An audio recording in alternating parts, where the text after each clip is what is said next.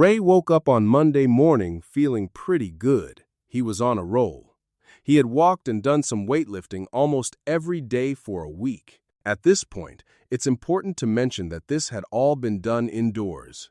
Anyway, he was feeling pretty good, so he decided that today he would walk outside. He looked at his phone and saw that the temperature was 91 degrees, with it feels like temperature of 95 degrees. To himself, I can do this. So, he got dressed, put on his sneakers, grabbed his towel, and set out to complete his next task. When he got outside, he noticed that it was definitely warm, but he said to himself, I can do this. When he reached 1 mile he was beginning to feel, but again he said to himself, I can do this. After about a quarter of a mile more, the distance and the heat to get to him. As he walked along the street, stopping when he reached a heavily shaded area, he put his hands on his knees and recovered for 10 or 15 seconds before he continued. It was at one of those stops, about 1.5 miles out, that a white SUV traveling on the other side of the street, and the driver asked if he was okay. He replied, I'm good, thanks. The van drove off, and he continued his route. 5 or 6 minutes later, at another of his rest stops, that same SUV came along going in the same direction that he was walking. The driver stopped, rolled down the window, and asked, Are you okay? Ray answered yes. The driver asked, Are you sure? Do you need a ride? Ray said, Thank you. I only have about a half mile to go. The driver insisted on giving him a bottle of water and wouldn't leave until he took it. He accepted it, said thanks. She drove and Ray continued his walk. This driver must have seen something that Ray would not admit to himself, because 2 minutes later, he found himself stretched out in the middle of the road. There had been a slightly part of the street, maybe about 1/4 of an inch high. Somehow, Ray had been unable to raise his foot high enough to get over it. Fortunately, Ray knew how to fall without getting injured. When he got up, he checked himself out, and other than what appeared to be a small cut on his thumb, he felt okay. So, he continued the journey back too. After about 100, he wasn't feeling so good.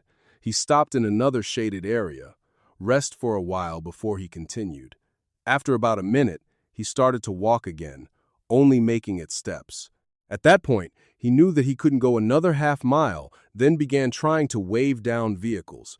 Between 20 and 25 cars must have gone by without stopping. Finally, a nice gentleman named stopped and asked if there was a problem. Ray explained it and asked him if he would drive him to the apartment. Michael said, yes. When Ray got inside, he was still pretty, and he felt a little weak. He went through the usual procedure. He laid down on the floor and put his feet up until he felt better. He still had to clean the cut on his hand, but that would have to wait. Eventually, he felt recovered enough to get up and try and clean and dress the wound. His thumb wasn't feeling all that good, and he felt it might be more than just a cut. Add to that the fact that he has been on blood thinners since his pacemaker was implanted. It wouldn't stop bleeding. He thought about going to the VA. He wrote to his hospice nurse, and she responded almost immediately. Her first comment was that he needed to go to the hospital. With the injury to his thumb, I think it was safe to drive, especially since his car is standard stick shift and not automatic. He made a few phone calls, and eventually, one of the guys in the league, we'll call him Bobby, agreed to help him out.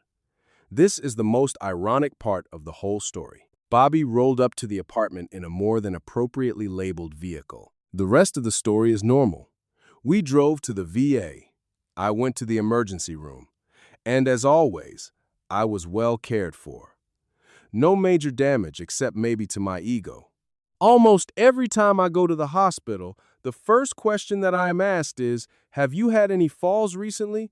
I always answer with smidgen of indignation, no, that streak is now history. Today was my first recorded fall. The moral of the story is a quote from a famous Hollywood philosopher. A man's got to know his limitations.